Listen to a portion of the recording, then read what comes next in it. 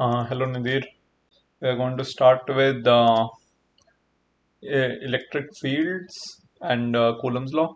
As they did in your school, I just thought that we'll also combine it in a single thing. It just seems like a more cohesive topic, and there's frankly not much to cover in uniform electric fields. So I'll just go through things because we have already discussed a lot of this last year. So I'll just continue with what we had discussed so far, and then maybe we can take it forward from there. A lot of it will be revision, should be revision for you, and should be a lot of it will be related to the gravitational fields chapter as well. So maybe like if you did not understand that, this chapter can work as a sort of a thing that works with that chapter, and yeah, so basically both are pretty similar. In fact, towards the end of this one, we'll probably have some sort of a comparison between the two as well. Okay, so let's start the chapter. So the first chapter is called Uniform Electric Fields. So our story will start from what was discovered first is charges, right? So we have the first thing that people started to observe was static electricity, that when you rub one thing on another, you sometimes get like some sort of a mini shock. And people were really interested in why that shock comes and what can be a reason explaining such things. Of course, like then we slowly, like kind of through small experiments, through rubbing one thing on another. Last year we discussed all kinds of things, right? Rubbing cloth on rod, a plastic rod or a metal rod, and this cloth or that cloth, right? And then we saw that um, that the rod on which you're rubbing gets some charge, right? So what you see is some kind of an attraction force. In certain situations, if you rub two things from the same rod and then you place those two balls together, then those two balls repel. So in that case, you also see repulsion. And then you also know that by largely whole, they are very neutral, right? So already we see something that's new. We see something that we hadn't seen before, which is this repulsive element.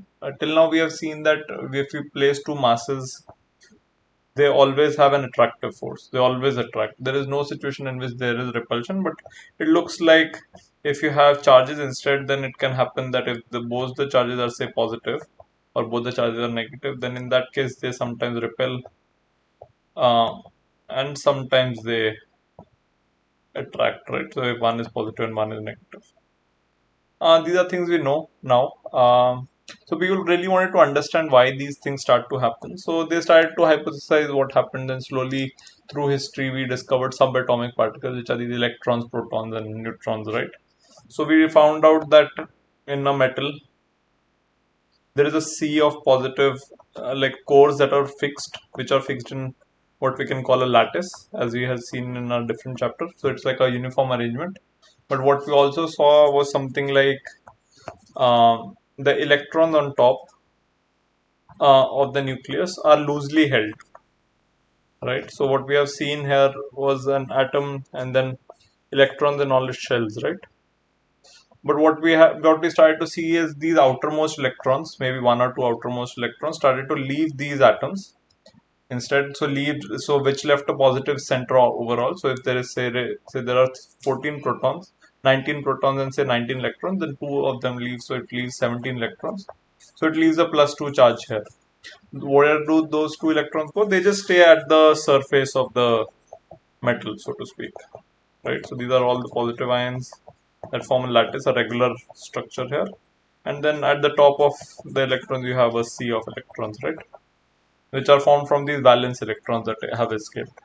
And what we saw is when we rub two elements against each other, then some of these uh, spares from sea of electron would jump out of this thing into other rod or other cloth, whatever we are running into. And overall, like this now element, this now block has a deficiency of electrons, because earlier it was balanced at 2 3 electrons. Maybe a group of electrons are left from there to there, so leaving a positively charged here and a negatively charged rod here, right? So this is how we were kind of creating charges, and we were trying to understand how things kind of originate, or how we can maybe create these charges on our own. Okay, so one thing clearly to understand is only electrons move here. There is no proton movement, because protons are generally, you should try to think of why this is. This is generally because protons are heavy and are tightly bound in nucleus.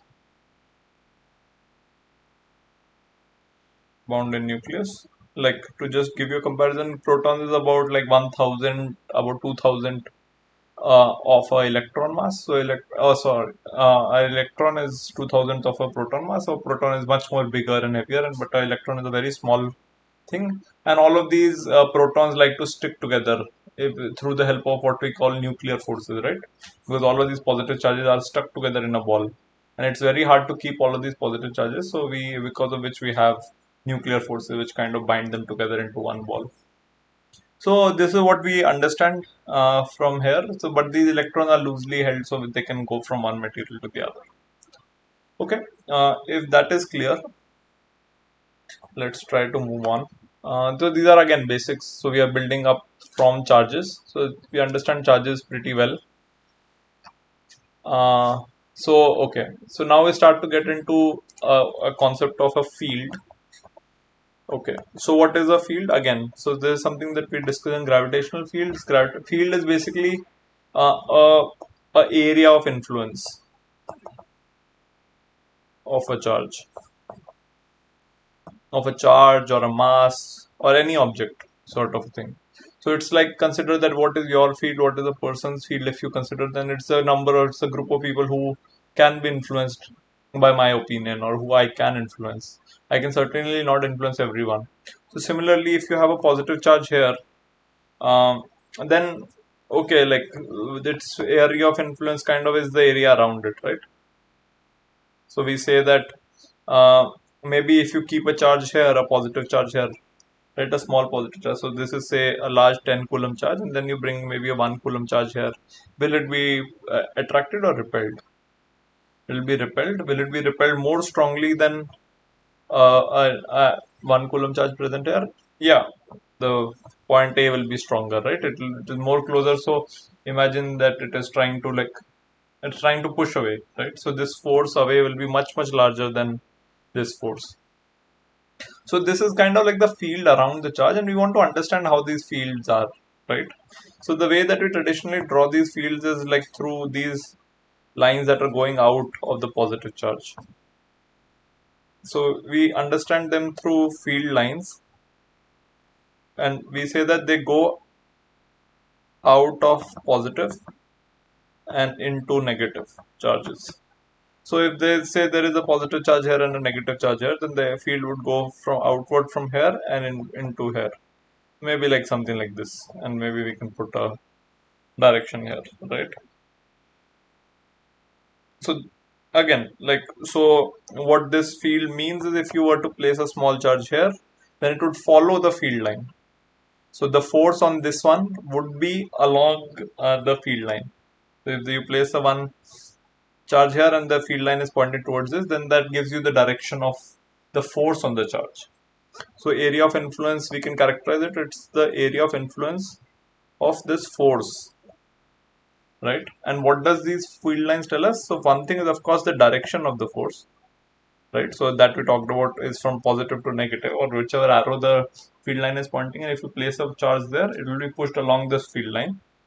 And the next thing that we understand is the magnitude. So that can be a little tricky. How do we understand where the field is strong and where the field is weak? So that we do with something like, so we consider a small ball of influence around it, and we see how many field lines are passing through it. So in this case, say maybe only one field line is passing through, but maybe if I draw at this point, if I draw an equivalent circle, then how many field lines are passing through the circle? Two here, right? And then here, there is one here, and then finally here again there is two. If you draw it here, maybe like it will be one again. So this tells you where the field is stronger.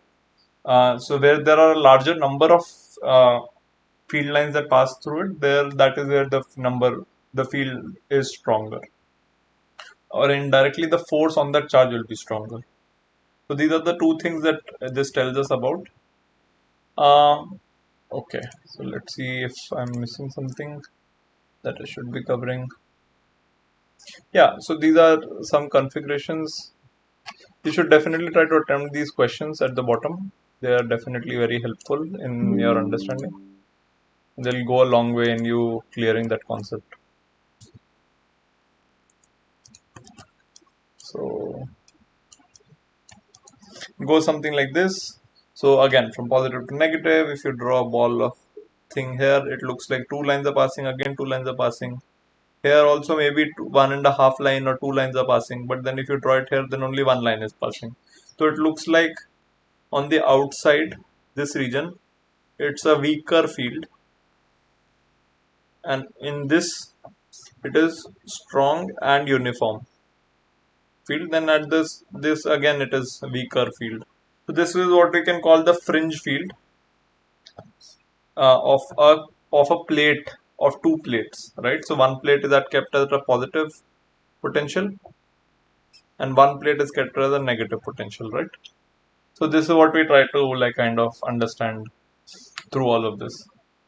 Again, if there is only one single charge, then we say that okay, if you keep a point charge here, where will it want to go? It will want to go directly outwards, right? Like it will just get pushed radially outwards. So that is exactly where the field line is also pointing. But it should point always in the direction of the force. So just to be clear, if you keep a point charge here, then it will get pushed towards the right. But if you keep a point charge here, it will get pushed towards the right. Here it will be towards the down, and so on and so forth, right? Okay, and if you have say one point charge and one plate, the field lines look something like this. So maybe towards this area it looks uniform, but maybe towards the end it can get fringe field sort of a phenomena here, right? Which is much weaker. The field is much weaker on the top as well as compared to the bottom, because there are hardly any field lines that are going at the top, right? So these are things that we can understand through all of these configurations. Okay, if we understand that, then let's move on. Okay, so let's try to now uh, put some numbers on these things or some formulas on these things and how we can understand these things. So one thing about what electric field we say is it is the force on on a specific amount of charge, on 1 coulomb of charge, or on a what you can call a unit charge. So it's like, okay, now we want to say that exactly, maybe we want to start putting numbers to it. So maybe we want to standardize the amount of charge that we put, because if we put a higher amount of charge there, of course, like this, the force of repulsion will be much more. So maybe if we fix this 1 coulomb of charge, then we can maybe say ki, okay, is the field stronger at this point, or stronger at this point, or stronger at this point, or comparatively between this point and that point, which one is stronger?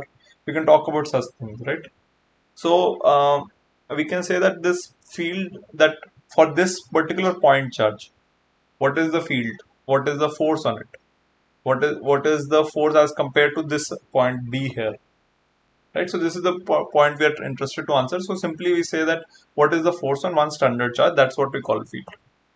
Right. So that directly translated into, say you have an arbitrarily charge. Say you have a larger charge, which is not 1 coulomb, then say which is 15 coulomb, then the force will be naturally 15 times this electric field, right? If you are placing a larger charge instead of that 1 coulomb charge. So the field is kind of like a single multiplier. So it's like, okay, I'm telling you the field here, if you place a large amount of time charge, it will be that much amount of field. So Q into E becomes are like a force sort of a thing, right? So field naturally becomes whatever force you are measuring on any charge. So that becomes your kind of fields formula, right? So this is an important concept. So this is a similar thing how we defined in gravitation as well. In gravitation, we said that uh, gravitational field in that case. So that is something we defined by the letter G. The gravitational field we gave as whatever the gravitational force was, and by a unit, by whatever mass you have placed there. So this attractive force goes towards the thing. Uh, so that's something which was defined very similarly to this. So these kinds of comparisons will always be present. So let's keep our eye out for this comparison between gravitational field versus electric field. Okay. I hope all of this is revision to you. You should be able to follow these things. Let me know if you are struggling with any concept here. Okay. Then let's talk about what this chapter specifically wants to talk about, which is uniform electric field. So now they've added another word in front of electric field. We understand field is just an area of influence. and electric field is just like a specific amount of force that we want to measure on a special charge, which is a fixed charge. We want to measure what is the force on that one. So we can, what's the name of uniform? Uniform just means that the area around it also has the same amount of force. So one of the ways that we can create this is by what we call the two plate configuration. Two plates configuration. So one of the plates is infinite, right? So this extends in infinite in full direction, and other plate is also infinite. And one of the plates is positively charged, another plate is negatively charged. Now you might say that how do we create these positive and negative charges? So I might tell you just in the exact same way as we discussed at the start of this video, which is just like through rubbing, or one of the other ways is to just say that maybe I can just attach it to a battery and then this can be a positive charge and that can be a negative charge, right? So it does effectively the same thing. So what that does is in the middle area here, all the electric field lines are parallel to each other because they don't have to any reason to curve up or curve down. So if they are parallel and equally spaced, that means if you try to draw a sphere of influence here, a ball here, all of them have two lines passing through it. So that means the field at this point, and the field at this point, and the field at this point is all the same, right? So we have now what we have created here is a uniform field, right? Now the question that we want to ask is what is the electric field exactly? So the way that we say it is okay, let me just see if we have to cover this right now or moving forward. Okay, so they cover it right now. So if say there is, so we observe some things like in an experiment. So if say the battery voltage here is V, that is generating this voltage, what we notice is that the electric field at this point is first of all proportional to the voltage. So if there is a higher amount of voltage, then the amount of charge that you will place there will be pulled towards the right a little bit more. So if it was 10 volts, then it will be a little bit less. If it was 20 volts, then it will be a little bit more. Right. Another thing that we notice is if you increase this distance d between them, then the field gets weaker. Then the force on that particle gets weaker. So these are the two things that we observe, right? So from here we can just combine these two formulas and we can say that electric field is uh, V by D.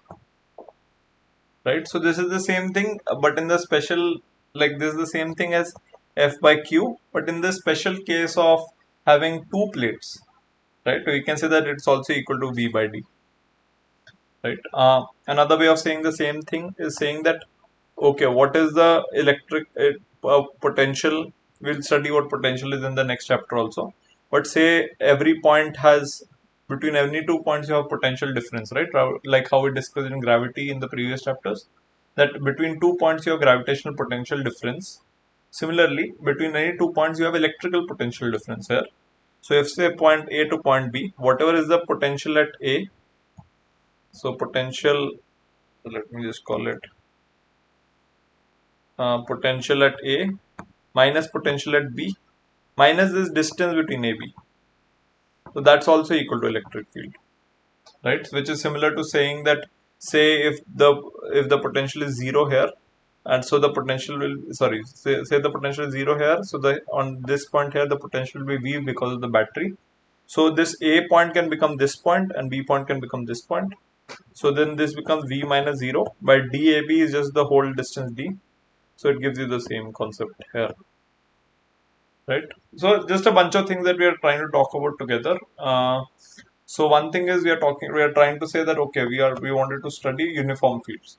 So the way that we want to create uniform fields is if we have field lines that go parallel and they don't diverge, and they just go from positive to negative in a uniform way. They don't bend towards each other. They don't converge out. So one of the ways that we say that, okay, we can just place two big plates next to each other, and so they will have just field lines pointing from one plate to the other. Now what we observed in that configuration is the field was proportional to the voltage difference that is applied on the battery and inversely proportional to the distance that you created between them. So that gave us one conceptual formulation for the field. And the other way that we tried to think about this is in terms of, we notice that, okay, this is can be seen as potential by distance. So that we say that, okay, now we can say potential difference between any 2 points by the distance between those 2 points. Oh, yeah. So this will become delta potential by delta distance. This is something that we'll see again shortly in the video again, but okay, like hopefully this much is clear till now. Okay. Okay. Try to do these examples like they are good. They try to help you to follow along. So one thing to notice that an electric field units are also joule per coulomb, right? Like so, it makes sense. It's the same thing again. Like the amount of energy or the amount of potential difference is measured in work units or energy unit, which is joules per 1 coulomb that you have, right?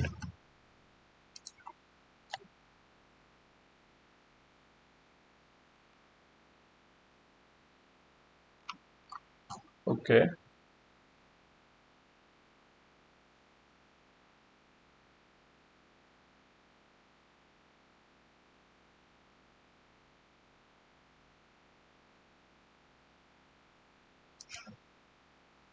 Hmm.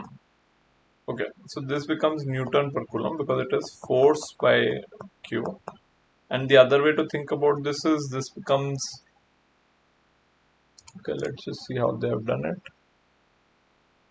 Yeah, volt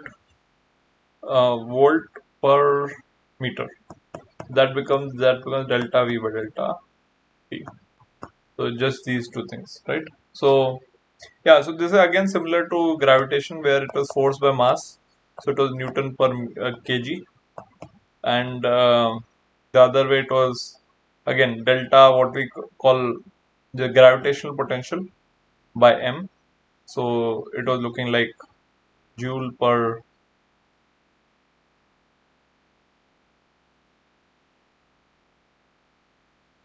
gravitational potential by distance, so joule per meter, right? So it's a very similar kind of thing to gravitation, and so electric fields and gravitation kind of go hand in hand here.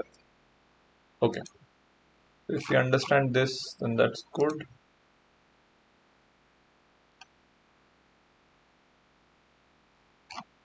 Okay, yeah. So one thing, last thing that kind of your book talks about in the extension of these, which are similar ideas.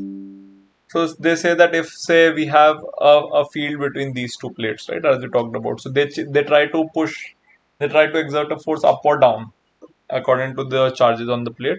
So if you have, let's say, an electron that's going straight, and this field is equal to this minus v by d, this minus sign basically represents how it's a attractive force and that is a repulsive force in the case of gravitation. So this is a force that is acting either up or down. So if you have a velocity that's traveling straight and electron that's traveling straight, it will start curving to one place, right? So it will curve down. So this is exactly similar to like throwing a ball parallel to ground, and you see that it falls in a parabola, right? How we have discussed earlier. It just goes straight and then it tries to fall down. But in this case, as we saw, like the horizontal velocity will not be affected, as is the case with throwing this ball directly this way as well. Right, so just try to read through this section. It's a very easy, like similar idea extension section. It talks about a similar idea. Let me know if you don't understand it. Okay, so that kind of is the end of this chapter. As I said, it's a lot of revision. Hopefully, you knew all of this, and the next chapter is also similar. So let's just continue along that as well. Uh, okay, so here the chapter kind of talks about the first thing that we want to talk about here is Coulomb's law. So Coulomb's law, okay, so now we want to understand more configurations, right? So the first thing that we kind of understood is this two plate configuration here, and then we said that okay, one plate is positive, one plate is negative, then we have uniform electric field.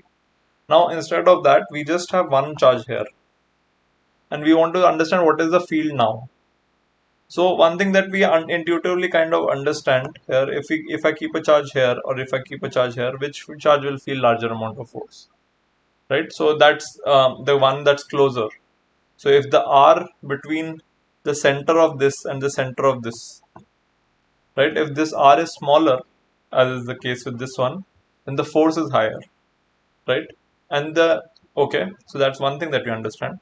The other thing that we understand is if we keep a larger charge here, say a 2 coulomb charge instead of a 1 coulomb charge as we keep standard, um, So between this and A and B here, which one will experience larger amount of charge if they're kept at the same point? B will be experiencing larger amount of force, right? Because 2 coulomb is larger, so it will experience a larger repulsion force. So, and in the third scenario, maybe we can make this larger. Maybe from 10 coulomb we make this 20 coulomb. In that case, if this 20 coulomb was kept at the same point, what will be the force as compared to 10 coulomb? Of course, larger, right? So from here we start to understand a few things. Maybe the force is proportional to the charge, that the test charge that you're keeping, the small charge, right? And force is also proportional to the big charge. So if you increase any of those charges, the force increases. And we also notice that it's inversely proportional to distance, but it's not just weakly proportional, but it grows faster than that. Like if we double the distance, it falls off as 4 times, right? So if your force is 10 Newton and you double the distance, then it becomes 2.5 Newton and not just 5 Newton, right? It falls very quickly. So these are the things that we observed. So these things can be combined into a similar thing, Q1 Q2 by R square, and then that finally becomes a single formula, which is K Q1 Q2 by R square. Now you might ask, what is K here? K is just a constant. So this is again flowing as exactly similar to gravity, where we have G m1 m2 by R square. Instead of G we have a K. G has a fixed value, K also has a fixed value, but we just like to write K also as 1 by 4 pi epsilon. What is epsilon again? Epsilon is also a constant. Epsilon is called the permittivity of free space, because it's a knot. So this knot means free space. So we can have different epsilons in different media. So if this whole thing is submerged in water or is submerged in glass or some other material, then this constant will change. But for free space, like in vacuum, then it's a fixed number, right? And that number kind of looks like 8.85 into 10 power. Let's check the values. So it is 10 power minus 12, right? With some units. I don't bother about the units right away, but this is a fixed number for free space. Okay, so what we are starting to notice is it looks a lot like gravity. It looks like, okay, if the masses are bigger, then um, if the charges are bigger, then the forces are bigger. If the distance is bigger, then the force is much smaller, much because of this factor right here. And but otherwise the form looks exactly same as this one. So okay, then we can start to understand things like field again. If we have the definition of force. So again, it's a new configuration. It's different from a two-plate configuration. So we need to discuss about field again. So in this case, we just have one field, and we say that field is force on a unit charge, right? So similarly, we instead of placing a random amount of charge, say this is Q1, instead of placing Q2, which is big, we just place 1 coulomb here, and then we ask how much is the force experienced, right?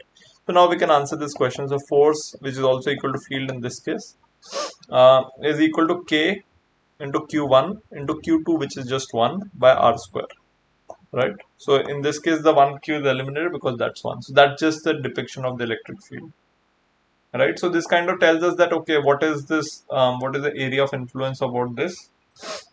So it kind of falls the same way. It depends on the amount of charge that's present here, and it falls off very rapidly as you go out, right? These are the two same things as what we discussed with the force. Okay, if we understand this, then that's good.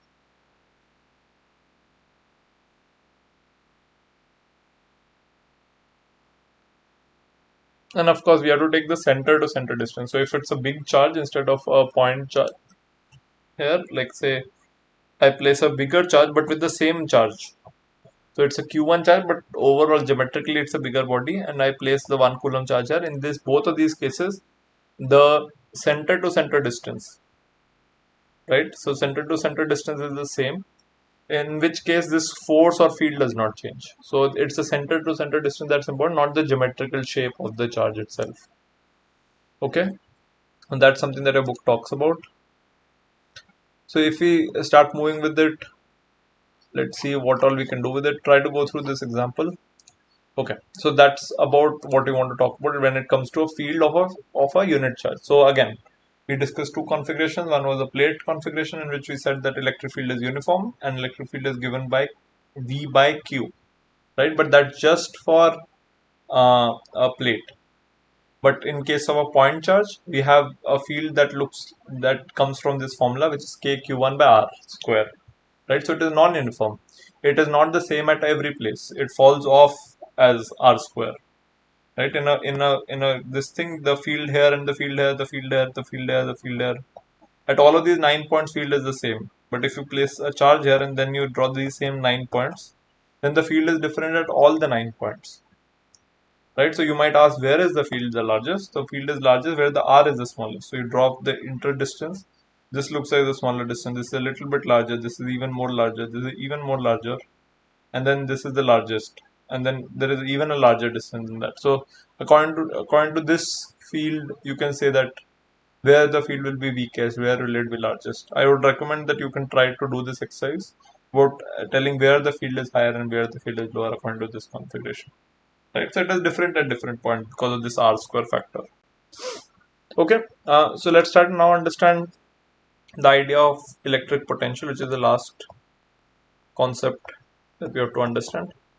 So this kind of falls similar to what we said is the gravitational potential. So again, so this concept of potential can get a little bit tricky because what we generally define is a potential difference, right? So we always come from this idea of a potential difference, and we say that okay, like I saw a picture in your book which can be helpful here. So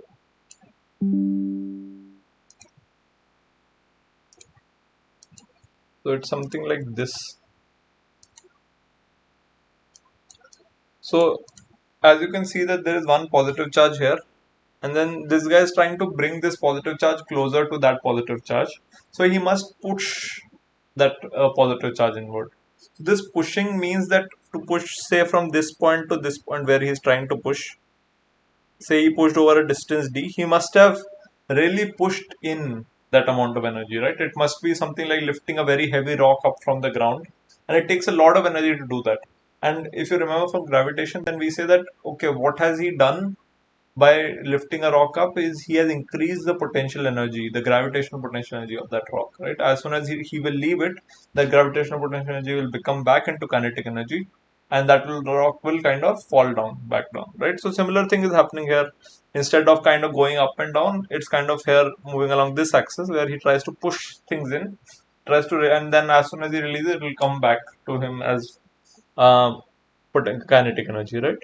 So we start to think about this, and then we say that okay, from A to B, he must have done some work, right?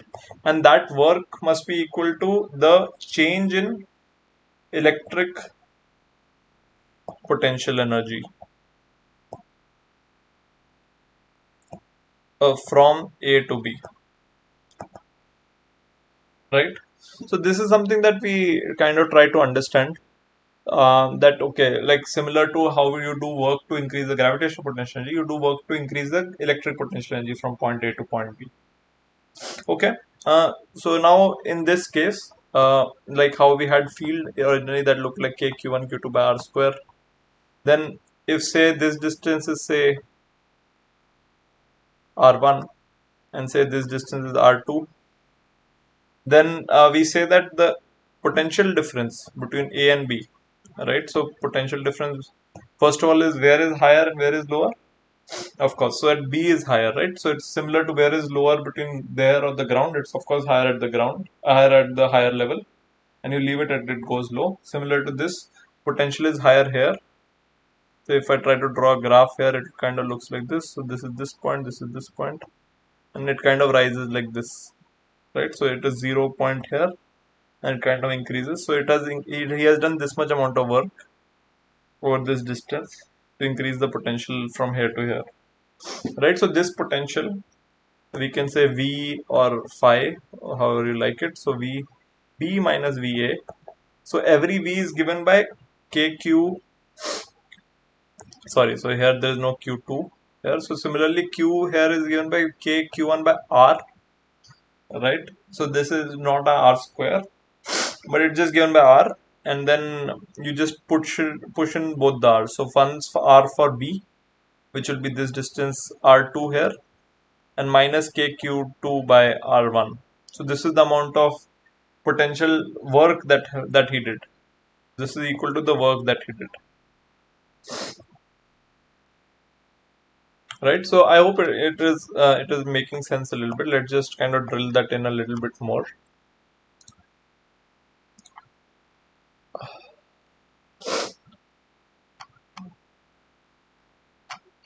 Yeah. So it looks kind of like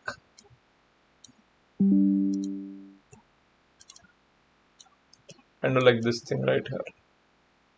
Right. So it is k, this thing 1 by 4 pi epsilon naught. So kq by r.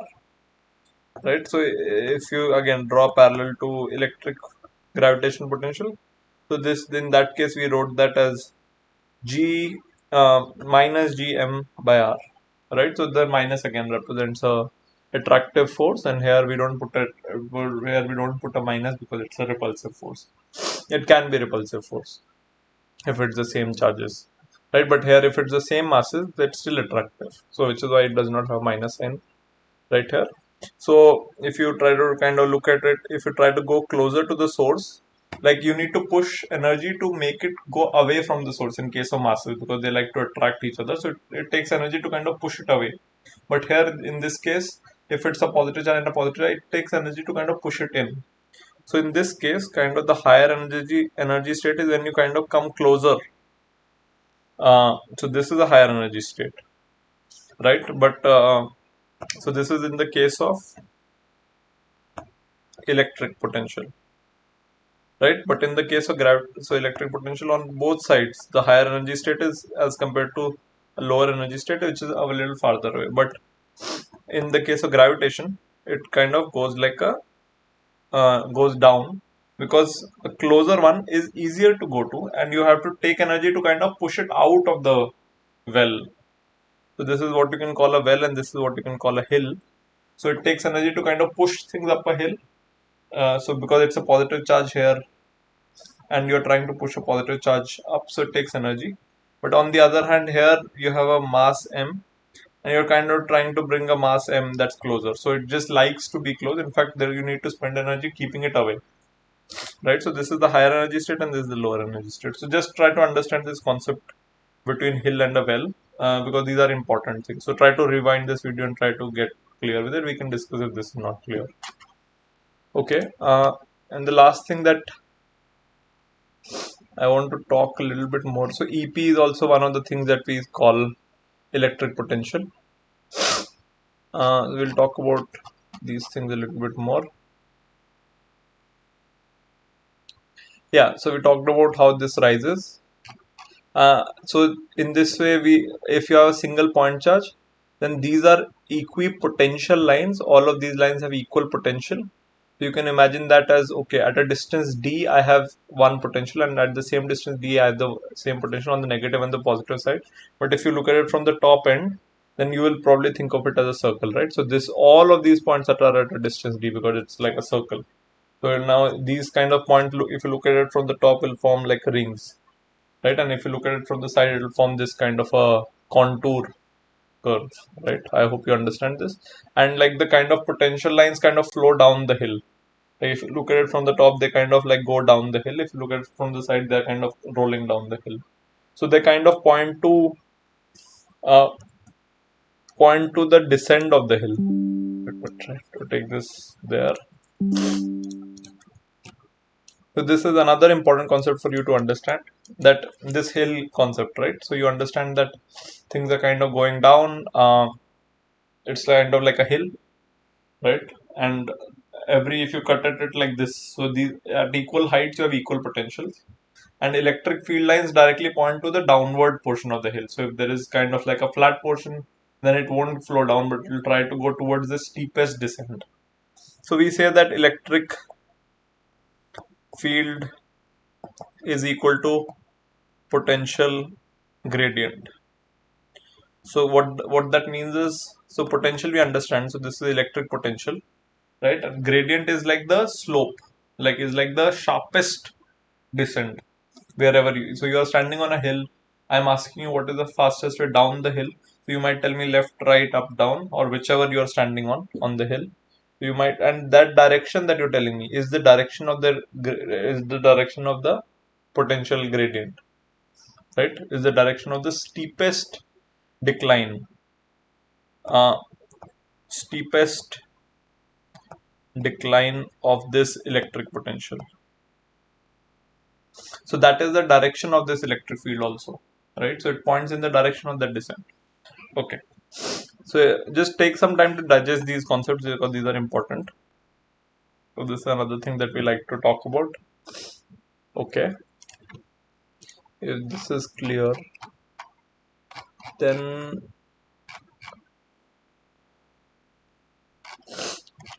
yeah, so try to go through these examples also. They are very helpful. This is a concept I just talked about between 2 points, R1 and R2.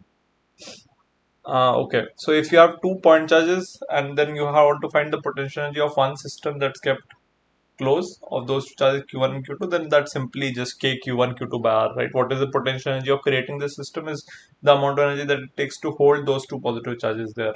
And that's exactly equal to at infinity, if both are kept infinitely far away, then they have no influence, they're happy living wherever. But then as soon as you bring them closer, they have some repulsive force, so that you have to ensure that you have to hold them in place. And the amount of the kind of energy that you have to put into them from to create this configuration is KQ1 Q2 by R, right? So imagine that. So V is the potential energy on potential for a unit charge. So if you are trying to bring this Q2 charge near Q1 from infinity, so this much amount of work you have to do, right? So because this is work done per unit charge, similar to how that is force per unit electric field is force per unit charge. So this is potential is equal to work per unit charge to bring it from infinity to this point. So if you have Q2 amount of charge, then you'll have to spend Q2 times this V potential amount of work, where from there to here, this is the amount of work you did. So this is the potential that is created from that point to this thing. And then finally the amount of energy that you spent is just this work. And so you multiply this whole number by little q, and that gives you this. Okay, the very last thing that we want to talk about in this chapter is a concept that looks like this. Again, this is a similar thing here because the field is uniform. We can say that the potential uniform? No, the potential. So a field is uniform. You can imagine that it's kind of like a descent. So it's kind of pointing to the same. Everyone is kind of flowing as a nice line. You can imagine it as a slope that kind of looks like this. So the field everywhere is uniform, right? At here. But your kind of potential is decreasing slowly from this point to this point, right? So you have say a plus 10 volts here and a 0 volts here, and we like to consider how we have a datum line or a zero potential mark on the Earth's surface. Similar to that, we can decide any 0 point on in this electric sphere also. So we say that okay, zero line is this point. So we can say here this is zero potential. So then that becomes related to this maybe plus 10 volts. So now because of this decline here, this is say 10 volts, this is a 0 volt. So it kind of in the middle you have 5, in the middle of that you have 2.5 and stuff like that. It falls slowly and slowly. Right, so we can understand the same concept here as well in terms of a circuit. So if you have a battery here and like say 3 resistors, then we said that at this point you have 10 volts and this point we have 0 volts. So as we studied last year, we have kind of like a resistor divider thing, the kind of that brings this high voltage down in steps. And if you remember, then that step was in the ratio of this resistance. So if it is 4 to 12 to 4, then that is exactly the ratio in which these things will be also be divided, right? So this is 1 is to 3 is to 1. So you divide it in 1 plus 3 plus 1, which is 5 parts. Your first part here, then 3 parts here, and then 1 part here, right? So let's do that. 5 parts of 1 part, if you divide this in 5 parts, 1 part is 2 volts. So if the first step falls from 10 to 8, right? Then the next step will fall 3 parts, which is 3 into 2, which is 1 unit, which is 6 parts. So it will fall from 8 to 2. And then the last step will be just 1 part, which is from 2 to 0. Right? So this is how kind of the potential is descending. Right? So similar concept here. Okay, yeah, that's about all I wanted to talk about here. we'll stop here. Try to go through this section, especially this one, and try to do all of the in chapter questions, because they are very, like, will be helpful to your understanding, and they're very crucial. So all of the internal questions there and the worked examples. Okay, I'll see you soon. Bye bye.